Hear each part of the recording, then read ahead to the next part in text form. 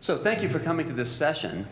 I'm Tom Duffy, and I want to thank Charles Peltz for giving me the honor of serving as moderator for this panel with these two giants. In fact, such giants that I think the word moderation does not belong at this table.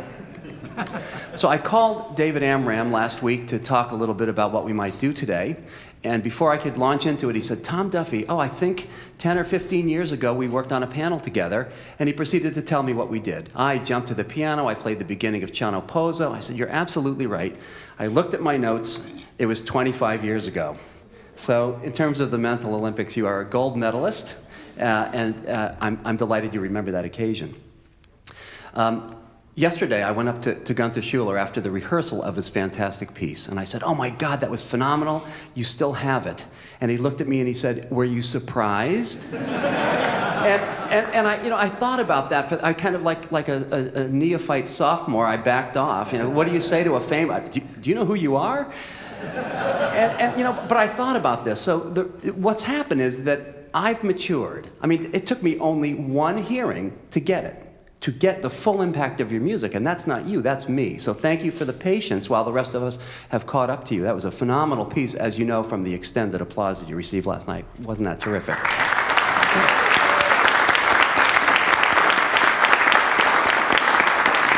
So 23 years ago, I chaired a panel with Gunther Schuller on rental music for the New England College Band Association, and I began it with how I'm going to begin this today, and I hope it's as amusing now as it was then. Lawrence Levine talks in his book, Highbrow, Lowbrow, about music and artifacts that are held to be high art, or held to be low art, or may actually move from one category to the other. And in this particular chapter, he talked about Shakespeare, how the plays that were all of the English people's plays and the occasional Queen were the domain of the commoner in America in the 1860s. There were 111 productions of Macbeth at one given time. In fact, it was such a common phenomenon that one entrepreneur in a Washington theater, after a bad run of King Lear, said, that's it, no more Shakespeare, I don't care how many more plays this guy writes. So here we're going to talk about music that is highbrow, lowbrow, high culture, low art. We're talking to people now, and I'm going to stop, who have expanded boundaries or broken boundaries or redefined boundaries or maybe have eliminated boundaries. So I wanted to begin this discussion today with the question, is there something about your personal training and education as children becoming adults that uniquely set you up to approach music and the world without boundaries? You go. Go ahead. Oh. Actually, for old friends who know me, I usually don't take notes or prepare anything, so I don't want to be shocking, but I actually wrote something 1 minute and 40 seconds long, which I wanted just to say to all of you. But before I do that, I want to say what a joy it is to be here. And that in 1954, I was playing at the Jazz Keller in Kleine Bockenheimerstrasse in Frankfurt, Germany, as a member of the 7th Army Symphony. I'd already met Charlie Parker, Dizzy Gillespie, and had my life set for loving Bach, Mozart, and Thelonious Monk, and all sincere musics with purity of intent and an exquisite choice of notes.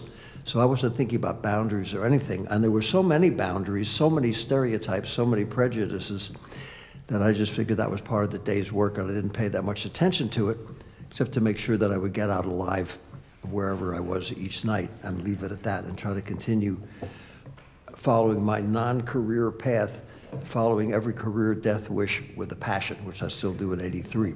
But that night in 1984, a young man came in and said, you're pretty talented. He said, what do you want to do? And I said, well, I'd like to write symphonies, and I'm playing jazz, and I'm doing all these different things. And he said, well, you should come back and study horn with me at Manhattan School of Music. And I was over there, and I thought about it. He said, you should meet John Lewis. He's doing the same thing.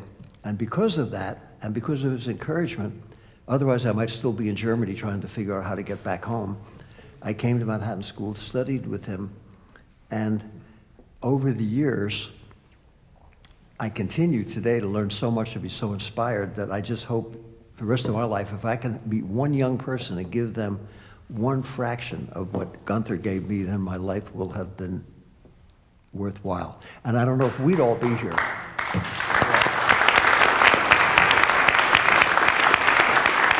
So now, after that, I'll read my scholarly prepared statement and then be quiet. Can I add something to what you Sure. said?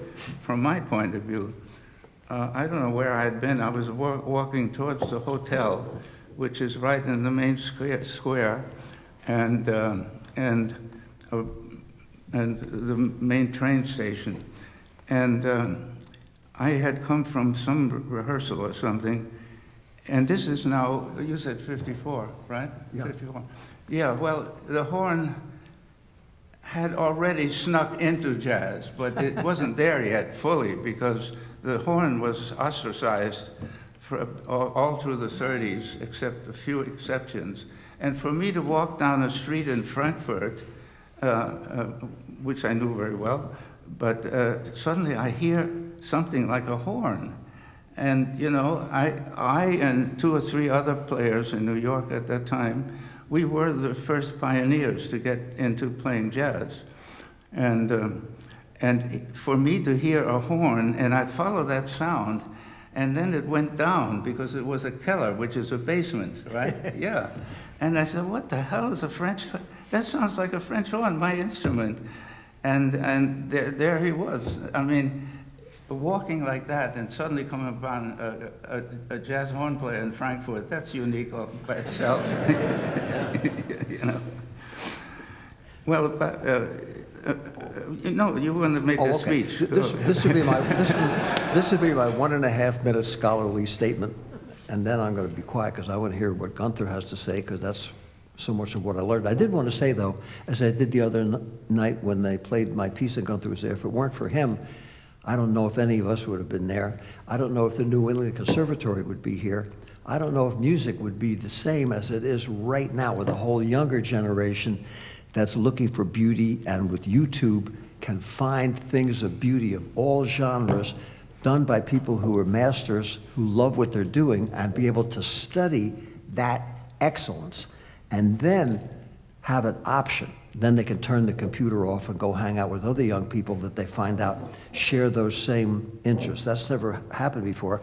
So now we all have a parole from what I call the penitentiary of bad taste, and have an option to see all things of beauty judged on the basis of what they have to offer culturally. That's something that's never happened before. So for all you young students, you can be ambassadors of music in a much larger sense without considered to be a dilettante, a jack of all trades, bipolar, or with career death wishes, because we're looking at music as an art form globally, and not having everything be the same thing, but having every little nuance of everything, from how you play Berlioz in a French style to how Kulthum sings certain Arabic songs, done in a specific way. That's a beautiful thing that's going to help out everything, including appreciation of Mozart and Beethoven in a way that hasn't been happening for years.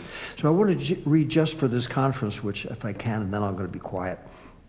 If I can, I wrote it, had it put down so I could actually read what I wrote.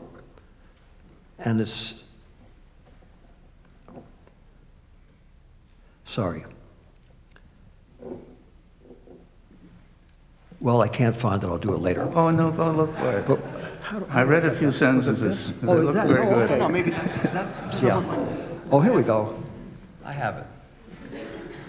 Great. That's, oh, let me find this. Is it, you can look at that if that's it. Yeah. I'll see if I can find this.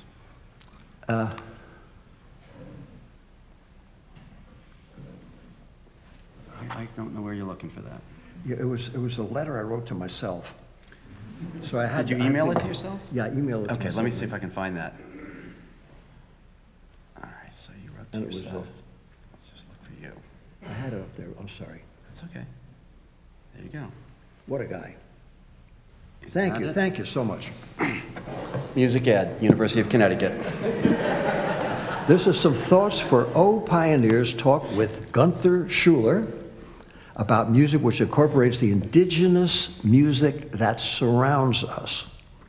I am not a crossover composer or a third stream composer any more than Bartok, Tchaikovsky, Borodin, Vaughan Williams, Mendelssohn, see his Scotch Symphony, Beethoven or Mozart, see their Turkish marches, Bach, See the German hunting and drinking song, which he incorporated at the end of Goldberg Variations, or any of the acknowledged masters who used in their work music from other parts of the world, as well as folkloric music from their own neighborhoods that they loved to hear and wanted others to hear and to honor. All the idioms which sometimes appear in my written out compositions are music which I have learned to play and sing, and over the years become part of my life long before I included them as the basis for some of my compositions. So when I occasionally include these idioms in my written down work, I am not crossing over because I'm already there. I am not a tourist slumming. I'll repeat that. I am not a tourist slumming. I'm at home. Just as we can learn to speak more than one language and eat more than a steady diet of McDonald's or whatever is convenient and easy to obtain, all the sincere musics of the world are valid, strong, and vitamins for the soul when surviving for centuries, and also are often of historical value to show what it was like to be there in the environments where the composers created these works. And they are worth spending a life in kindergarten to learn the fundamentals of this endless variety of musical treasures. So what I do is not cross over. It's part of my life, just as Haydn and Brahms are part of my life. I never leave Palestrina and Bach chorales as the basis for what I do, and the sonata, theme, and variations of rondo forms are always a great help in creating something that has structure and form that is neither the performers nor the audience need 25 pages of instructions to know what the music itself is all about. I'm simply including other forms of sincere and heartfelt music which have become part of what I love and have learned to be at home with through a lifetime of being open to learn more than what the Sunday New York Times tells me is the hip new thing and cutting edge flavor of the month. Today's fashion is guaranteed to end up in tomorrow's landfill. A thing of beauty is a joy forever. And I want to mention that to all of you so that those of you, especially the students who are studying here and busting your chops to be able to pay off that bill for the next 30 years, will know that what you're learning of a traditional, beautiful Western culture is not something of the past or something worthless, but is part of the whole picture. And those other musics that you're learning here, which thanks to Gunther are included now in many conservatories around the world, or we'd still be stuck with either or rather than let's look at the whole picture. Thanks to Gunther, that's now part of a lot of academia that never was before, opens up the door for everybody to be creative and everybody to learn and understand and appreciate all the beauties of music. And as a lifetime player also of jazz, that's what the masters gave all of us, that beautiful picture. I still have the letters Gunther wrote when he met Duke Ellington. I still have those letters, and what a thrill that was. And because of Gunther, it's possible for many people now to be able to have that open door and realize that we're all students.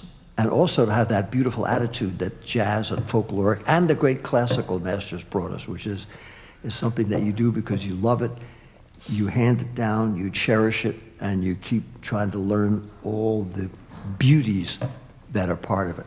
And the idea of improvising and written down are not two different worlds. They're part of the whole picture of what's called music. And I just wanted to mention that to start off, and now I will defer to my teacher and someone who's responsible for all of us doing anything. And my favorite young composer, Mr. Gunther.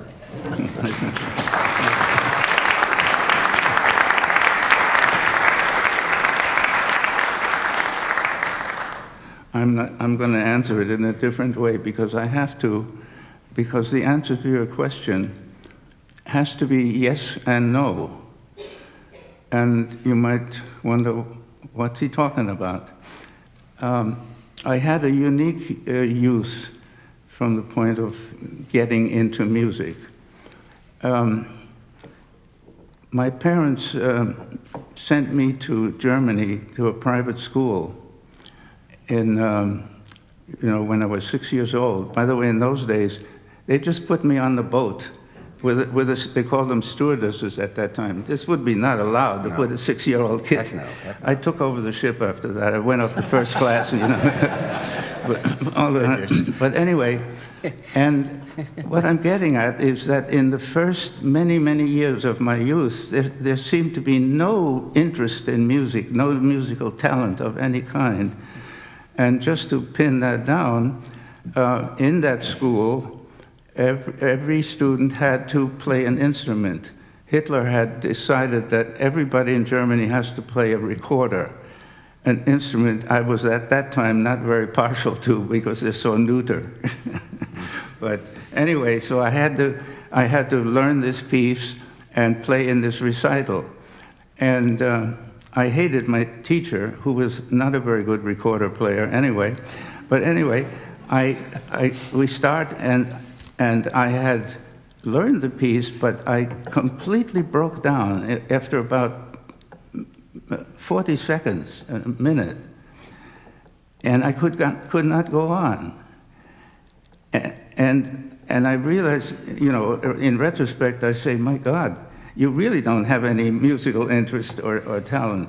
But it turns out that's the no part, But the yes part is interesting because when I was a year and a half old, there are two examples of how I did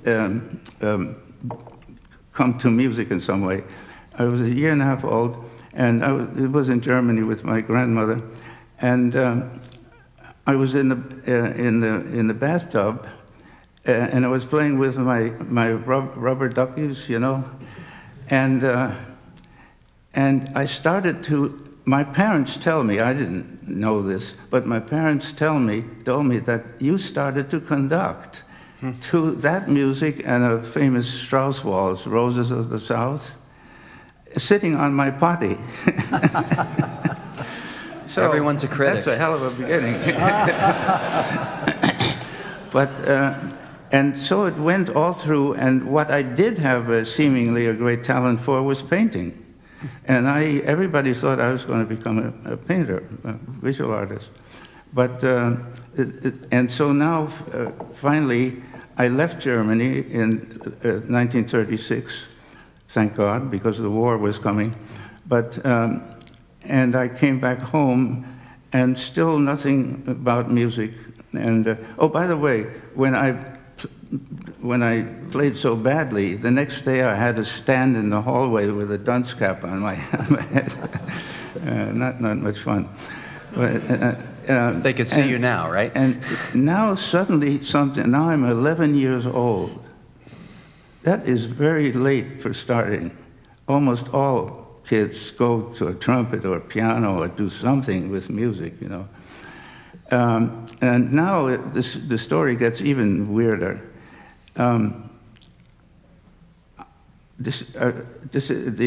came back from Germany 4 weeks before Christmas, and in Christmas, my parents had given my brother a toy xylophone.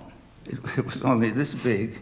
It was the lousiest sound ever created in the history of music, and it was out of tune a little bit. I know you're not going to believe this, but suddenly I said, oh, I want to play an instrument. No, I said I want to compose. To that, composing being the very first thing. That's very rare, if not unique. So I wrote a little piece just before, right after Christmas, and I took the xylophone, and my father, who was violinist in the New York Philharmonic, played. My mother played piano, amateur, but nice. And I played. By the time we played it, I had picked up the flute. And so I wrote a piece for the flute, violin, and piano, and this crazy xylophone. That started me off as a composer. I mean, this is ridiculous. But now it gets really dramatic and interesting. I'll try to make this very short. I went to another great school, St. Thomas Church Choir School in New York, 53rd Street and Fifth Avenue, and I sang in the, 40 boys sang there. Suddenly, it came out that I had not only a beautiful voice, soprano voice, but I could sight read anything. And my father was just amazed. And so I went to this school, and there I then got a little bit tired of the flute, and I switched to the French horn. And then I started the horn at age 14. I'm not bragging, I say this in all wonderment and humility. By 16, I was playing with Toscanini in the New York Philharmonic. This is all quite inexplicable. Why this musical talent was dormant in me and didn't come out, and nobody found any of it, is amazing. Now, I have to, my two sons are jazz musician, drummer, and bass player, and they are now the 6th generation of musicians. They, me, my father, my grandfather, and my great-great-grandfather. This was in Germany. In those small towns, there was one person in the towns that played almost all the instrument, conducted, taught music, and all of that. And those two, the grandfather and great-grandfather, were the leading musicians in that town. So I guess that means there was some genetic disposition to me going into music. But, who knows? From being considered totally inept in music, becoming a major, by the way, then I dropped out from high school because those two schools were so far behind where I had been with the German place and St. Thomas. And I often wondered if I had not been in these two schools, what would have happened to me? You made some notes that we might talk about New York as a. That's going to be my next question. Yeah, something unique about that environment. And I would love to talk about it because in my autobiography I called New York, that New York, which doesn't exist anymore, the cultural paradise of the world.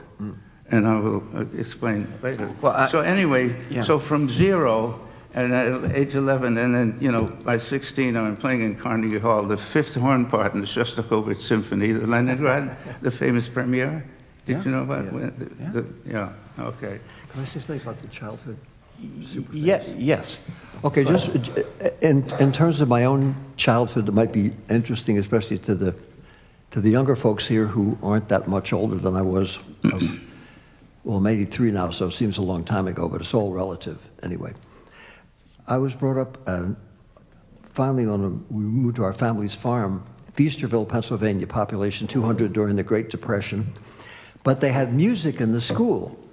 And every kid was allowed to take an instrument and bring it home. I had a bugle because my father brought me a bugle on my 6th birthday, took it out of the box and naturally played it for half an hour before he gave it to me, trying to get a sound. Then I picked it, went beep, and I said, wow, a light went off. I said, boy, I'd like to do that. So I dreamed of doing something like that. And in the school, they said, you can have an instrument. I saw this French horn sitting in the case. It was so beautiful. You know how beautiful French horns are. Yeah. And you can imagine for somebody in the 1st or 2nd grade. And I was about to pick it up, and because of the different styles of education, I got the big slap me 5, but not on the palm, but on my other part of my body, saying, that's already taken, play the trumpet. So with that heavy discipline in the beginning, I became a trumpet player. And I used to mow the lawn, Wally Freed's gas station across from our farm. So I was part of the inner circle at nighttime when the farmers would all get together and talk about how much they hated everything that was happening to their farms in the country. I was allowed to be privy. And the owner of the station, Wally Freed, said, Dave, he said, they're having a cowboy music concert. I know you're playing the trumpet. Why don't you come? And I said, I'd never seen a live program of that nature. So I went across the street. Sure enough, here are all these cowboys with the big Warner Brothers hats, saddles with the silver stuff, the whole works. It was just like a RKO black and white movie that they used to have in the old days. And these guys were playing, boy, I said I was taken right out to Texas and Oklahoma where I'd never been except in my fantasies. Afterwards, I said, I want to really check out these cowboys and see what, so I snuck up to one of the cowboys and he said, Angela, what time's that train go back to South Philadelphia? And I said, wait a minute. He didn't sound that way when he was singing. So they were talking. So I went the next day to the gas station. He said, no, those guys are from South Philadelphia. They come up, they rent a horse for $1, they bring their own saddles, and they bring their outfits to do that. And they're passing the tambourine around so they can get enough money to help their family for the week.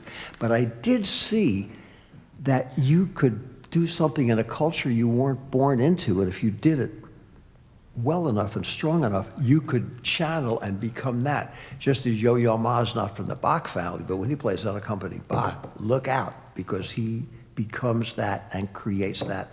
And then my uncle, who's a merchant seaman, took me here to the Philadelphia Orchestra. That was a mind blower.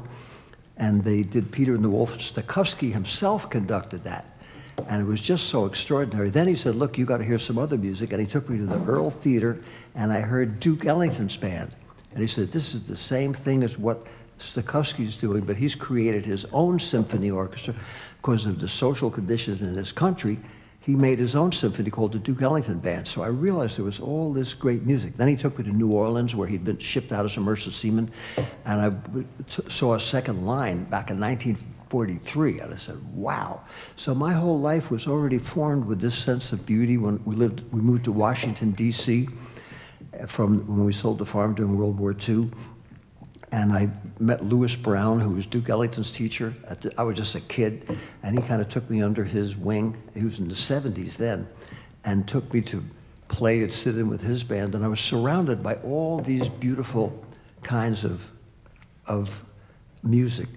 And I had a little basement apartment, and that's where Dizzy Gillespie came to crash for the night with his band, and Charlie Parker came down there. Musicians would come to hang out. And I was just this kid that appreciated how lucky I was to be with them. And people from all the different embassies would come to these bring-your-own-bottle parties who worked at the embassies and bring their instruments. So I was getting kind of a global education without even realizing it. So when I went in the Army and went overseas, where I ended up meeting Gunther, I already had the picture that Columbus was right. The world was not flat. And if you journey from the port or the home base you're told you belong in, you're not going to fall over the edge. You'll find some other folks that have a whole lot to offer. And every single person, every single culture, every heritage, every music is precious and unique and worth a life study. There's not enough time to even learn one genre right, but if you really check it out and approach it with, and learn to say please and thank you in whatever country you're in, including people where they speak English, it's amazing that that can be your tuition to learning a whole lot more. And the best musicians, when they see that you're sincere and really want to learn, will show you and help you. And then you realize it's your obligation to try to do the same thing for other people. It's not that big a deal to say thank you and to honor people who've made it possible for you to do anything. That's why it's such a thrill to be here with Gunther, because he did that for me and thousands of other people. And we're only trying to pass on what was done for us. And as far as the studies of what they have now as the third stream in jazz and Latin music and all these other beautiful musics, these things are precious. Well, you've done it too. How many of you have been the benefit of David Amram's generosity, visit master classes, music? I mean, you've done the same thing. There's a whole generation of people who think of you just like that. Well, that's the blessing that we have, that we're just trying to recirculate. And you know, self-indulgence, narcissism, and overeating end up giving you the gout, ulcers of being a nasty, crabby, miserable, curmudgeon, old, ruinous wreck. And Howard Hughes is not a great role model for how to be a happy person, especially when you get along in years. So the full greed ahead philosophy has a certain value, I guess, in certain genres, but music's not about that, thank heavens. That's why it's such a blessing to be in music. And if you can approach it joyously, it's good for your health. Gunther's just had a premiere last night and is writing about 7 pieces and prolific and doing what you love to do, whether you're composing, playing, or whatever you're doing, is good for your health and good for other people's health. You can go anywhere in the world and take out one instrument and play one tune, and instead of being robbed or ignored or despised, you get invited for supper. Because music is a gateway to our shared civilization, our shared humanity. So what they do in terms of, as I said, the word crossover, there's nothing to cross over to. Fusion, when you play more than one, when you're playing chopsticks, you're playing fusion because you're using more than one note. You're putting 2 things together. You don't need to fuse anything. Music already is fusion. Your comments brought us back to New York, though. You talked about being in a location where Dizzy Gillespie could drop in. And Gunther was just about to approach, I think, the unique New York. Yeah. Is there a place like this anymore? Or what was it like? Yeah. I mean, I just read this 400 Years of Greenwich Village, in which you outlined quite clearly there were unique people and unique energies that made it possible to go in your directions, right? Is that right? Yeah. Well, New York was, as I have already intimated, absolutely unique at that time. And it was not only the great financial capital of the world, but also culturally. And the reason for that is that when Roosevelt instituted all these ways for young people or people in the services to get into music free of charge, the so-called Bill of Rights, you know. And that was one thing that started to really develop in the late '38, something like that.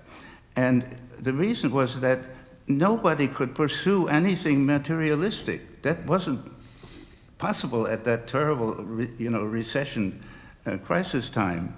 So people turned in onto themselves and found something interesting to do, and then all these programs that Roosevelt started and supported that.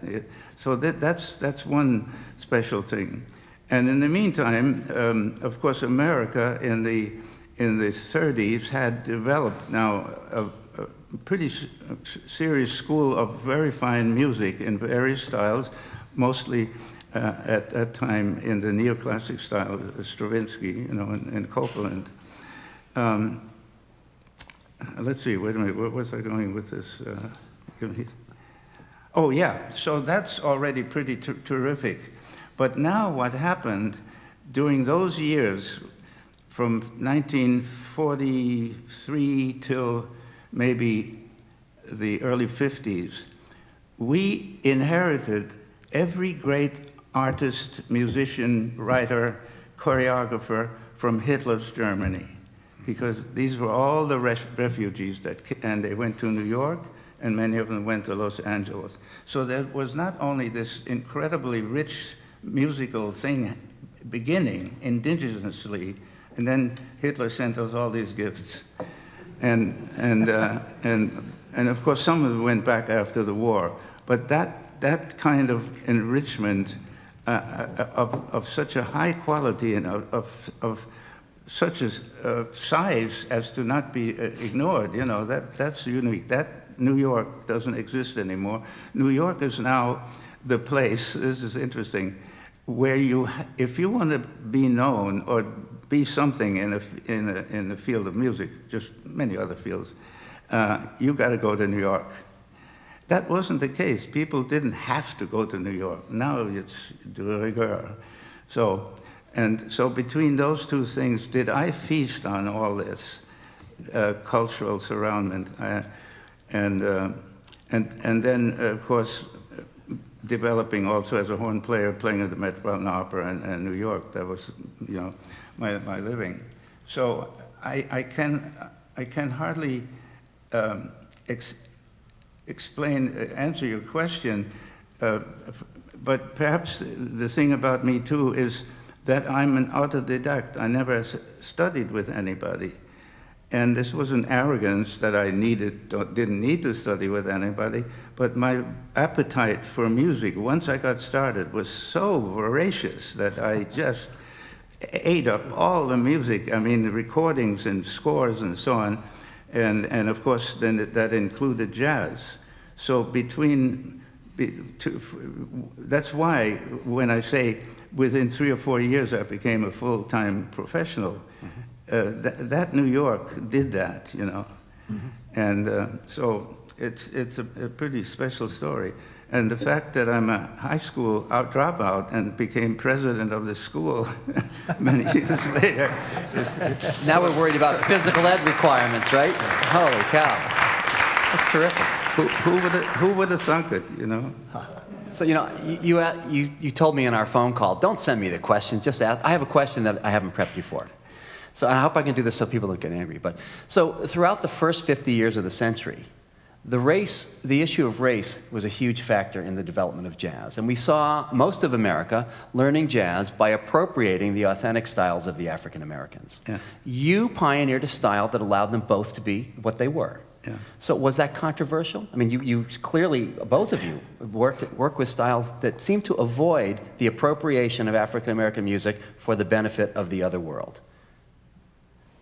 Was that controversial? Were you aware of that? Was it deliberate? What, the recognition of Afro-American music? The fluidity with which classical music, jazz, and everything flowed through your lives. Well,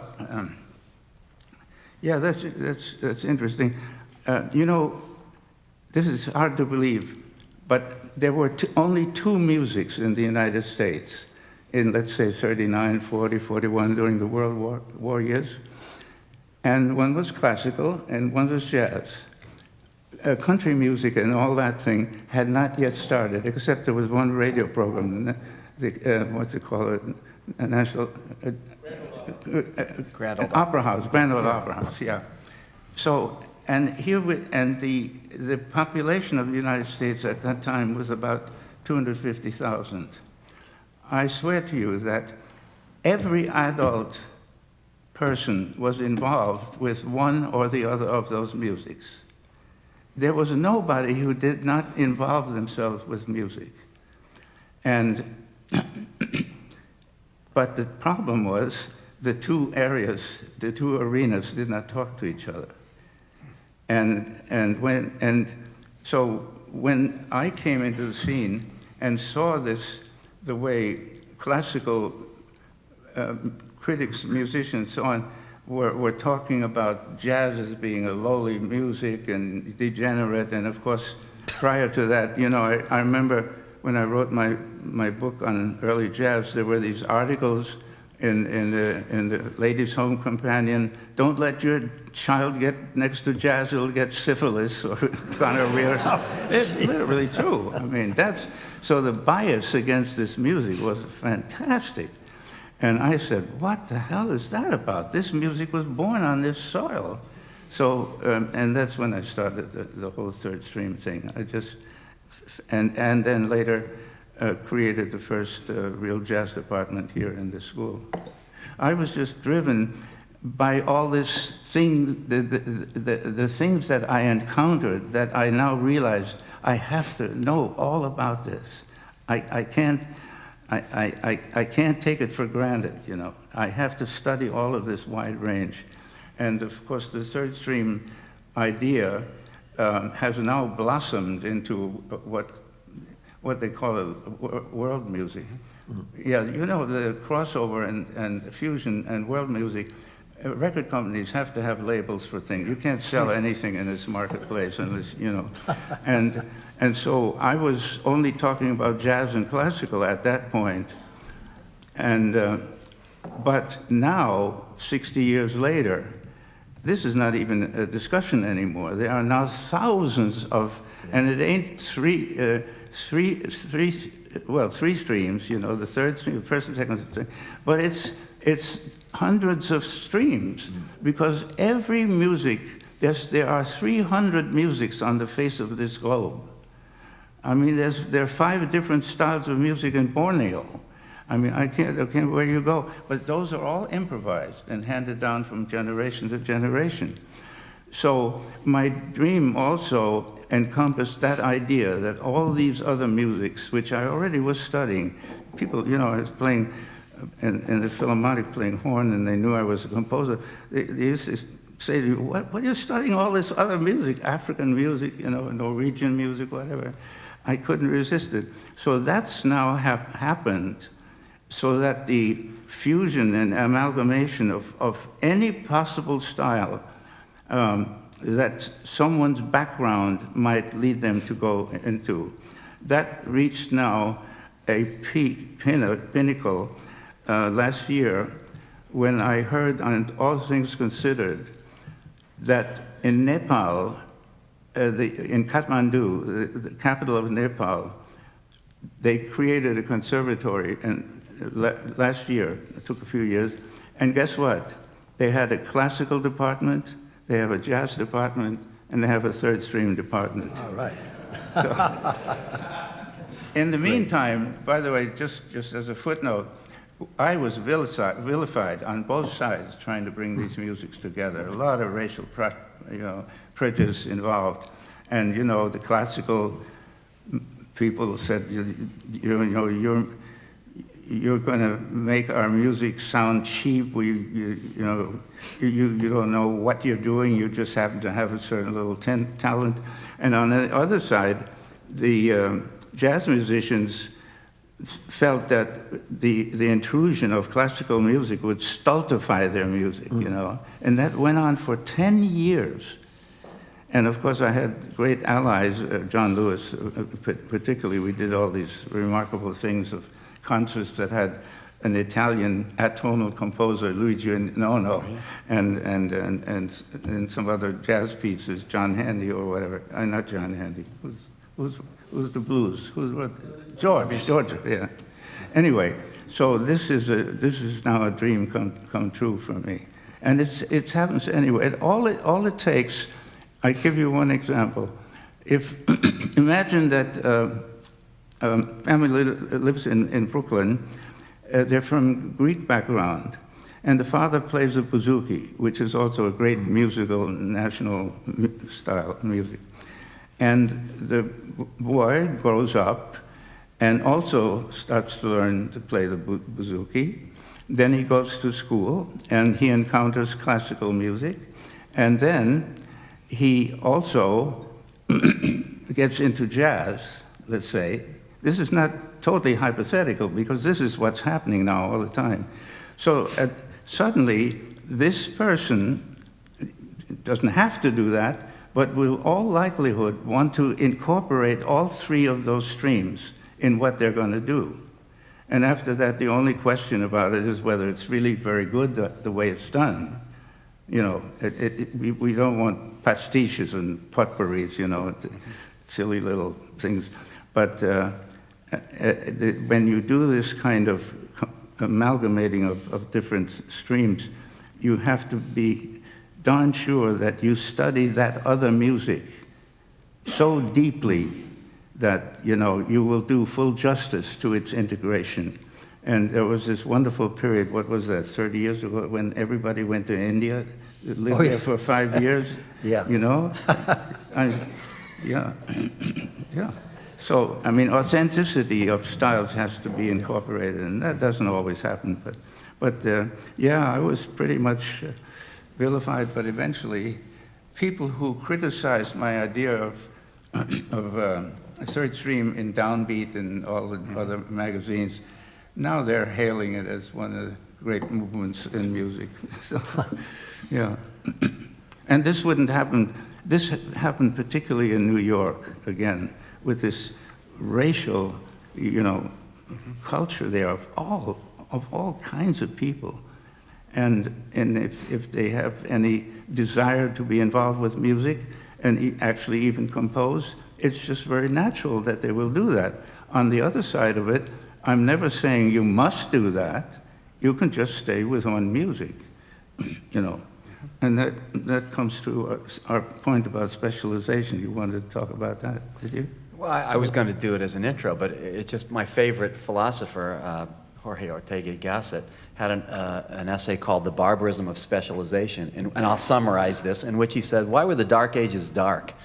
Well, they were dark because what do? I'm a blacksmith. What'd your dad do? Blacksmith. What about your grandfather? Blacksmith. What's your kid going to do? Blacksmith. Do you read? Nope, that's the scribe. The total separation of specialization, which for the Dark Ages kept them dark and was a detriment, has now become an attribute. What do? I'm a nephrologist. The whole kidney? No, just the nephron. What about the spleen? That's the spleen guy. And so we seem to have come full circle to an age where specialization is now an attribute. I went through general education, but there's no GPs anymore, no general practitioner, no person who is allowed the freedom that we're giving ourselves now to go into the other worlds. How many of you are jazz people? How many of you can conduct orchestras? How many of you conduct choirs? How many play in a rock band like me every summer for less and less money? So specialization is curious. It used to be a detriment, now it's an attribute, but isn't it a detriment? But listen, Could I say something about let me. There has to be also specialization.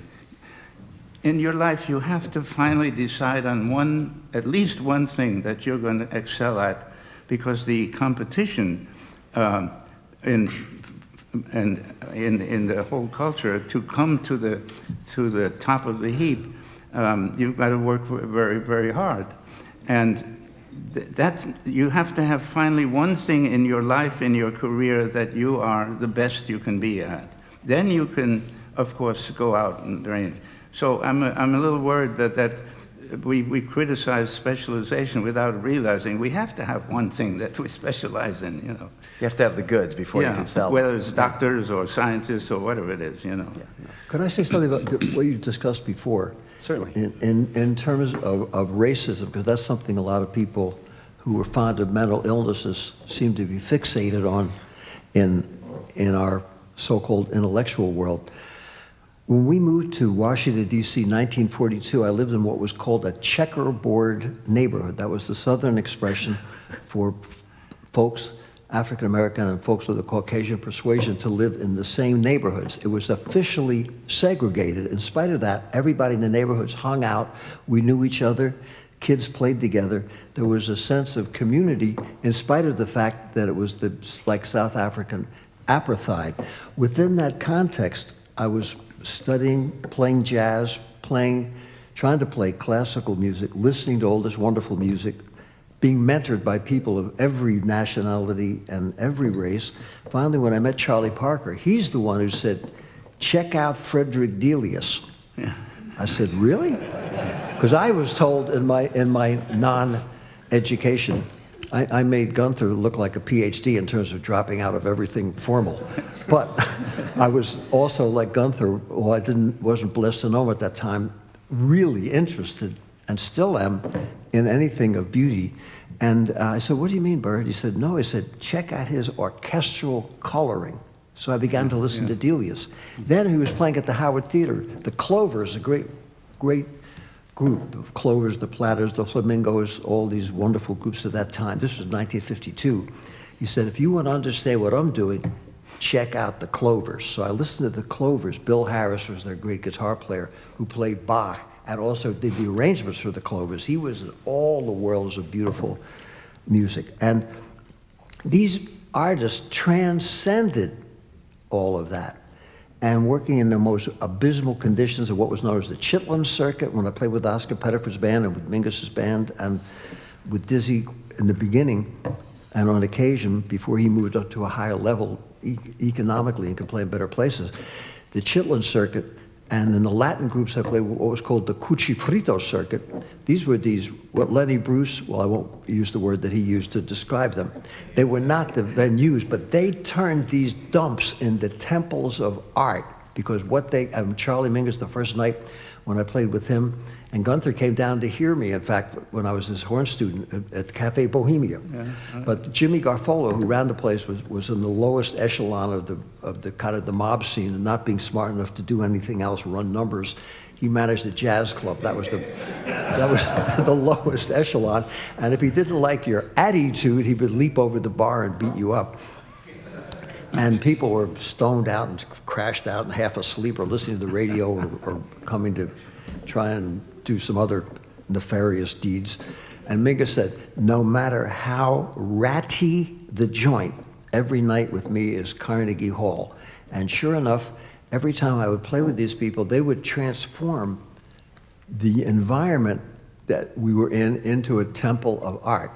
Now, a lot of people who love the morbid and are big fans of the Marquis de Sade, death, dope, destruction, and negativity, which is your constitutional right to be that way, equated jazz with how wonderful it is to be a victim and to be suffering, and were attracted to that. So when the artists stood up, when the modern jazz quartet played with Gunther and did things with symphonies and they wore tails, a lot of people got very upset about that because they weren't fulfilling their role as professional victims. When I conducted the New York Philharmonic, and we got Wilmer Wise, a great trumpet player who played with Pablo Casals, and I was allowed to choose one musician. My first year conducting them for the Kids in Parks program, so I thought, well, I'll get Wilmer. He's so terrific that when I get lost, he'll bail me out each time because he'll come in and the whole orchestra will be able to follow him. He was a fabulous, and still is a fabulous player. He was African American. The contractor said, "Can he read music?" I said, yes. In fact, Pablo Casals chose him to be, and he's at the Marlboro Music Festival. Generally, the people that they choose are capable of reading music. And I was also advised a long time ago to read a great book, which I recommend to all the students, called The Invisible Man by Ralph Ellison, who was also an excellent musician. Then you check out the Grammy Awards. A year ago when I was with Bobby Sanabria, and we were trying to get the Grammy committee to include all the kinds of music that they cut out. They were so upset that Esmeralda Spalding won an award by not selling a lot of records. They wanted to cancel out Latin music. And Bobby went down there and he said, man, it's the same thing as in Ralph Ellison's book. They're trying to make us invisible by pretending that we're not here. And finally, when I was first composer in residence with the Philharmonic, 66, 67, I was going to get a job as a bartender that summer, and instead I was blessed by a miracle to be chosen from 300 composers. And I think if my name hadn't begun with A, I never would have gotten it, because Leonard Bernstein was so busy, he probably checked it out and said, Amram, I know him. And so I was just, believe me, I was lucky, and still am. But when I was interviewed, I mentioned my influence, Palestrina, Bach, Mozart, Beethoven, Dvorak, Charles Ives, and George Gershwin, and Duke Ellington, Monk, Big Spider Beck, Betty Goodman, Fletcher Henderson, Bud Powell, all these fantastic people. The management of the orchestra said, how can you equate barroom entertainers with the treasures of Europe? I said, because they share in common purity of intent and an exquisite choice of notes. I thought, man, that's beautiful. And I thought that was really going to get him. And he said, his eyes, I thought he was saying, how did Leonard Bernstein choose such a turkey? What's the matter with this guy? He was horrified. I don't put the person down because his training was not the same training that Gunther and I got from being what the French call homme engagé. That means you're part of the world. You're not in an ivory tower, a penitentiary, or a mental prison. You're just out there observing, listening, like we all do, are trained to do as musicians. Finally, when I wrote a piece for the Philadelphia Orchestra, I was commissioned by the Rittenhouse Square Women's Committee, and I was going to use American Indian or Native American music, which my uncle, being born out there, had showed me and I was interested in. And they had played my horn concerto. Mason Jones had played it, which had a lot of jazz elements. So I met Mr. Ormandy, who was from Hungary, and I said, Maestro, being born in Philadelphia, this is the biggest thrill of my life to be doing something for your orchestra. And he said, not jazz, not jazz. Really? And I said, well, Maestro, this piece uses Native American music. He said, what? And I said, yes, music of the American and Indian people. They said, my God, that's worse. he said, it's all the same. It's all hi-ya-da-da, hi-ya-da-da, hi-ya, hi-ya. I said, Maestro, that's in the beer commercial. That's no Indian people sing that. I said, here's a song. It's very sophisticated. It has an A-B-B form. It's got cross rhythms and quarter tones. So I sang him.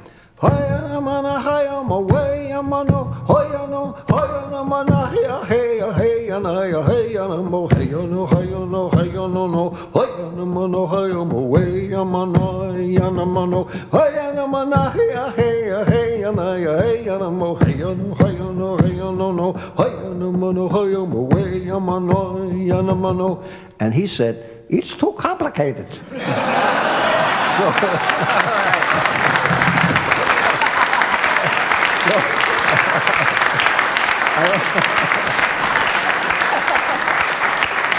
I only met, and thanks to a conversation I had with Gunther, which I'm sure you don't remember, he was saying about when you have things that are maybe difficult, especially for conductors who are great at fundraising but haven't had too much experience in the music field. If you can write it in a primary rhythm like 4/4 and put brackets over it, you could do almost anything and they'll eat it up. And that's what I did. And it came out just fine. So a lot of the things and when people talk about, when they said Gunther, they were so pathologically jealous of Gunther being appreciated that the jazz people and the classical people were all upset because how could this guy do that? I think we have to remember that this happened with all of us. I was considered to be a complete bipolar nutcase, and now to say I'm a pioneer of ethnic music. I said, ethnic is a code word for subhuman. Everybody is an ethnic person. Everybody has an ethnicity or ethnicities, and they're all beautiful. And once you can appreciate your own of what you're born with, then you can appreciate and respect other people's, and that's a life-going process that doesn't allow time for the mental illness of racism and all that other stuff to affect you. It's there, that's part of the world we live in. But as Miles Davis so eloquently entitled his tune in 1959 in Kind of Blue, So What? That's right, terrific. So we have 5 minutes left, and I have many more things to talk about, but let's open the floor. Anything you'd like to pose to our giants today? We have half of music's Mount Rushmore up here, right? We have Washington and Jefferson and Hankus. Well, I was struck by, I've known both of you for a million years, and yet it just occurred to me that you meant, from just this session, that part of why you were able to do what you did had to do with dropping out of school. Yeah. And Oh, me? yeah, for both of you, really. Oh. I mean, for not going on to sort of academia, higher education, where things perhaps stay more conservative. And how perhaps being on the street in New York was the whole key to everything. And how can you contrast that with what goes on in higher learning? They should both be part of the whole picture of the University of Hangoutology. And being in higher education, this place, so thanks to Gunther, is here and is what it is and what you all are doing, is wonderful. I would certainly prefer to have my kids be able to study in a wonderful academic school setting than having to stay up till 4 or 5 o'clock in the morning to get one grade of knowledge. However, that was precious. And I think that those of us who are fortunate enough to get some modicum of education, part of our gig is to share both and make those both one. It's not a question of disrespecting higher education or all those universities and conservatories of that time.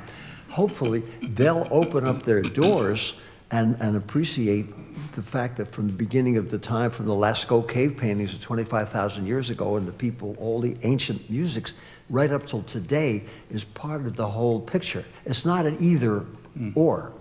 And once you realize you can learn from everybody, then you're never a dropout. You're always a student. That's a big difference. Yeah. No. Look, I had this fantastic education so that I didn't need to have all the other subjects, mathematics and all that stuff. And when people ask me, who was your teacher, I'm answering it in a different way. I had two of the greatest teachers. The one is the scores of the music, also with the recordings that go with that. All that learning by myself. I didn't sleep very much, by the way. I just went all night, all day for many years.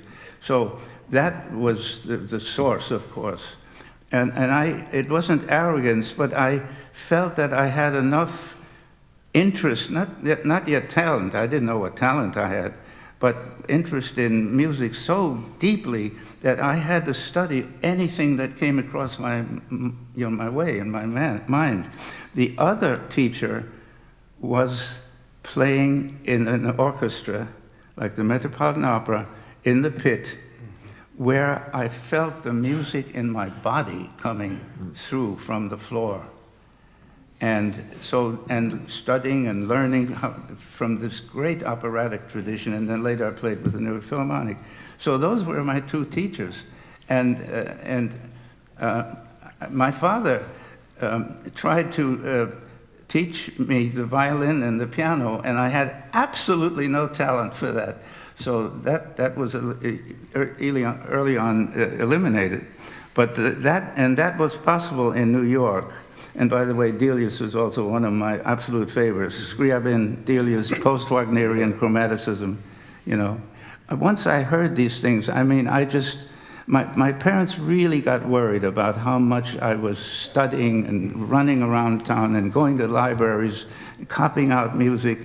You know, it's long before Xeroxes even at that time.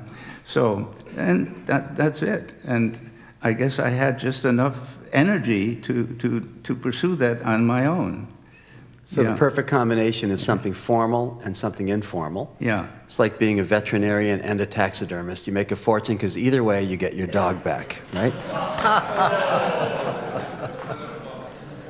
I guess one more question and then we've got something else to move on to. Frank? I have a question, an observation.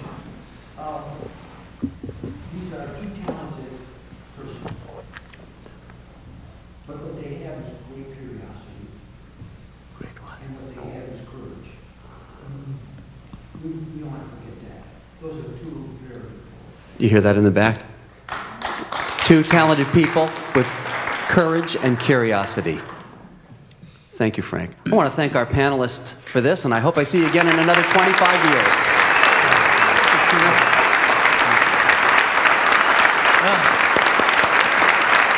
You guys are great. This is great. Let's take it on the road. Hang on, there's something else coming.